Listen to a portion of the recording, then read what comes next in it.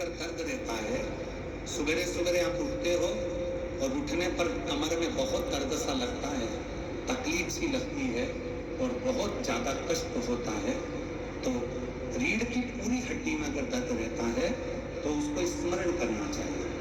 मिट्टी के ये बैसाख के महीने में प्रदोष के दिन का उपाय है। बैसाख के महीने की कोई भी प्रदोष, दोनों प्रदोष में से किसी भी प्रदोष में, प्रदोष के एक दिन पहले रात्रि को मिट्टी के पात्र में एक दुर्वा, केवल एक दुर्वा और एक चावल का दाना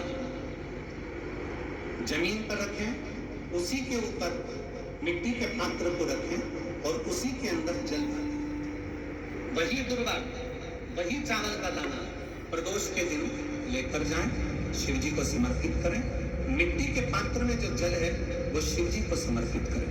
गंगेश्वर महादेव का नाम लेकर वो दुर्वा भी उठाकर लेकर आए, चावल भी उठाकर लेकर आए, चढ़ा हुआ जल भी लेकर आए। चावल को अगर प्रदोष का व्रत करते हो तो ना खाएं, केवल दुर्वा खा लें, चावल को दूसरे दिन खाएं। अगर प्रदोष का व्रत नहीं करते हो तो चावल पहले खाएं, फिर दुर्वा खाएं और रात्रि को सोने से पहले वो जल थोड़ा सा आचमन करें। उसी जल को टप्पी में भरकर रख लें। 7 दिन तक उसी जल को थोड़ा थोड़ा आचमन करते रहें। आप सवेरे सवेरे उठोगे तो आपकी ये कमर है और वही जल को उस व्यक्ति को पिलाया जाता है तो नेत्र, श्रवण, नासिका और जो फेफड़ों में से खरखराहट की आवाज आती है वो धीरे धीरे अपने आप बंद होना प्रारंभ हो जाती है। गंगेश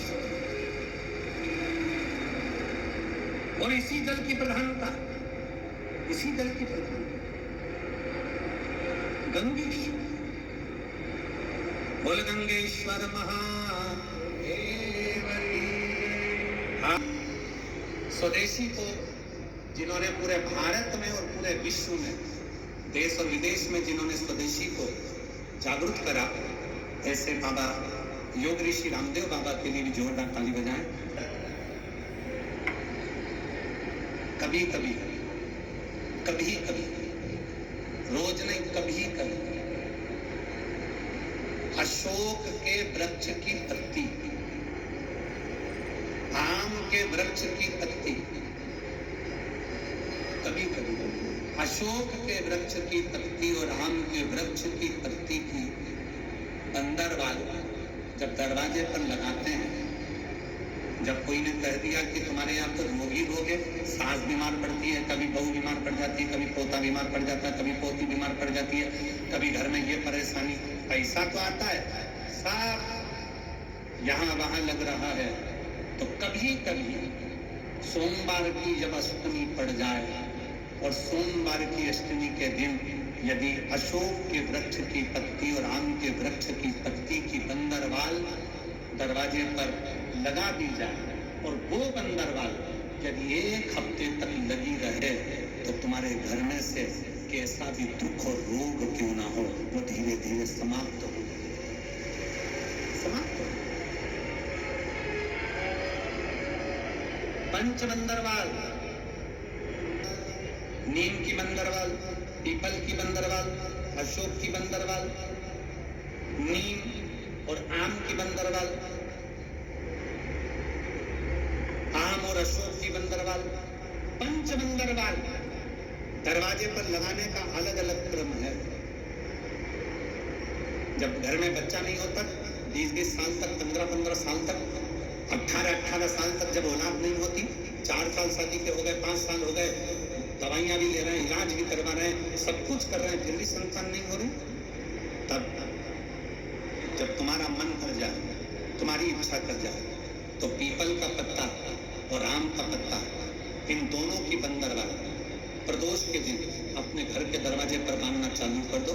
एक प्रदोष से दूसरे प्रदोष तक वो बंदी देना चाहिए, फिर वो ठंडी करो दूसरे प्रदोष। मेरा भोले बाबा तुम्हारे दरवाजे पर संतान की प्राप्ति तुम्हारी गर्भ से जरूर करें। बंदरवाल में इतना बल होता है, बंदरवाल में इतना बल होता है, बंदर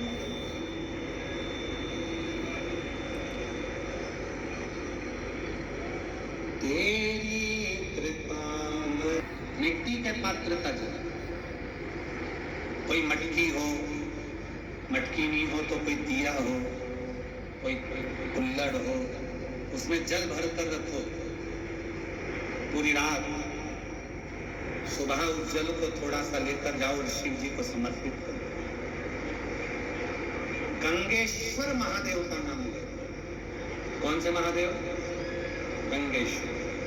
वो मिट्टी के पात्र का जल जब तुम शिव जी को चढ़ाओगी और उसी जल को कटोरी में झेल कर लेकर आओगे, उसी जल को जब तुम कटोरी में झेल कर लेकर आओगे, जिनकी आंखों में रोग हो जाता है, श्रवण शक्ति में रोग हो जाता है, जिनके फेफड़ों में से सांस लेने में आवाज आती है, खरखराहट की, जिनकी नासिका का स्वर बंद रहता है, कोई ना कोई स्वर उसके बंद ही रहते हैं नासिका के, उस व्यक्ति को यदि बैसाख के महीने में